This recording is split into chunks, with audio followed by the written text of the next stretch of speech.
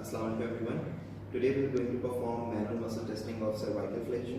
ठीक है, cervical flexion का जो मसल है वो है sternocleidomastoid. ठीक है, sternocleidomastoid इसकी शॉर्ट फॉर्म है SCM.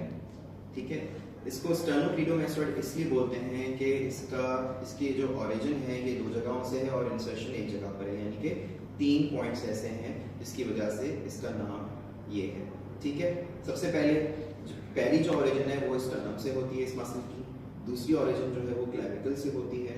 ठीक है, ये दोनों ओरिजिन के जो मसल फाइबर्स हैं ये ऊपर आके यूनाइट होते हैं, कंबाइन होते हैं और यहाँ पर मेस्टॉइड प्रोसेस पे इस साइड पे आके अटैच होते हैं, इंसर्ट होते हैं. ठीक है, अच्छा, मेस्टॉइड प्रोसेस को अगर आपको पैल्पेट करना है तो जो आपके एयर लोब है, एयर लोब से अगर आप पोस्टीरियर साइड पे जाएंगे तो यहाँ पे जो बोनी प्रोमिनेंस आपको मिलेगा, this is your mastoid process.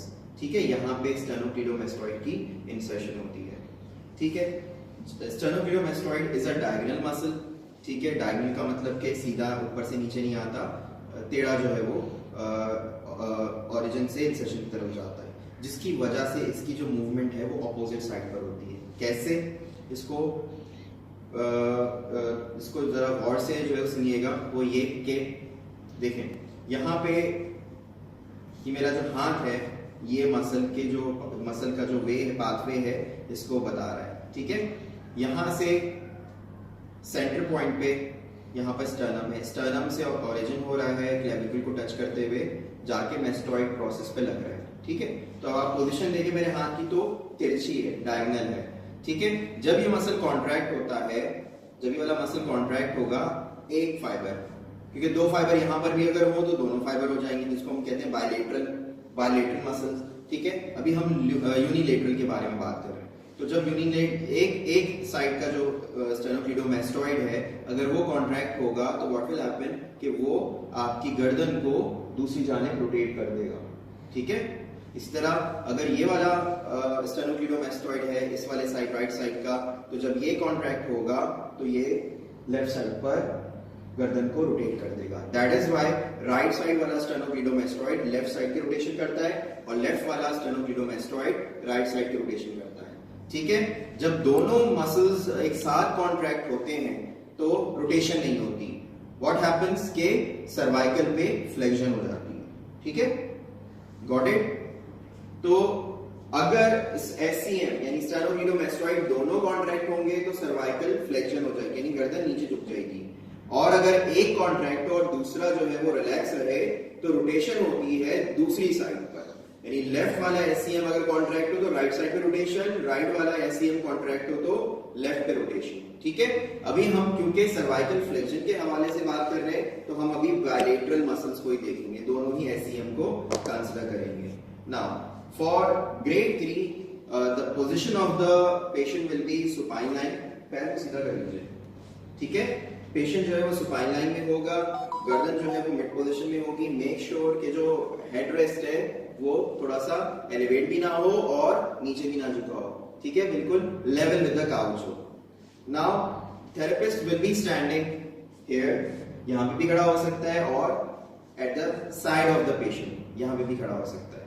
ठीक है, पेशेंट को हम ये कमांड देंगे कि आपको गर्दन उठानी है लेकिन अपनी जो चिन है उसको मूव नहीं करना है. तो चिन अगर मूव हो गई तो कैपिटल फ्लेक्शन हो जाएगी.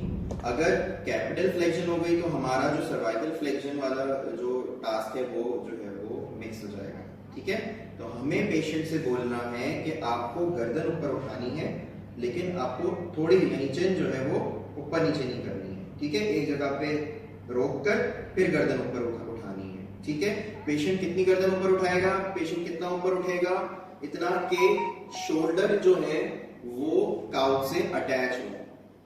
ठीक है, शोल्डर जो है वो काउच के सरफेस पे रखे रहें, शोल्डर उठने नहीं चाहिए. Now the patient will start the movement. गर्दन उठाए. ठीक है, ओके. तो against the gravity without any resistance अगर पेशेंट मूवमेंट कर ले तो ग्रेड 3 देंगे.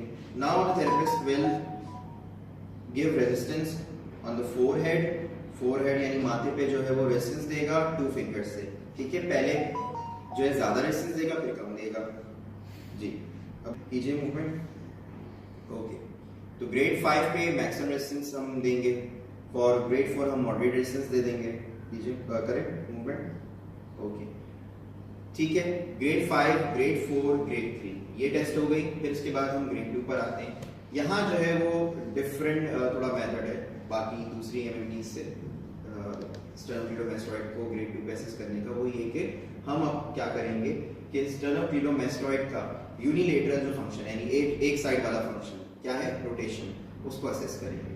ठीक है, असेस करते वक्त हमें क्या करना है कि जो थेरेपिस्ट होगा वो आ जाएगा हेड साइड पर, ठीक है। और जो पैल्पेशन वाला हैंड है, याद है ना हम 2, 1, 0 एक साथ भी कर सकते हैं, जस्ट कि हम हाथ अगर फ्री हैं तो फिर उनको पैल्पेशन की तरफ हम जो है यूज कर लेंगे।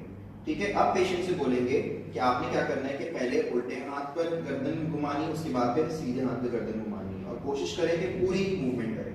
ठीक है, और इसी दौरान हम स्टेनोक्लीडोमास्टोइड के मसल फाइबर पे जो अपना हाथ रख देंगे पैल्पेशन के लिए। ठीक है, मसल फाइबर कहाँ पे मिलेगा आपको, आप मास्टोइड प्रोसेस के थोड़ा नीचे भी हाथ रख सकते हैं, या आप चाहें तो और थोड़ा नीचे जा सकते हैं गर्दन के लेटरल साइड पर।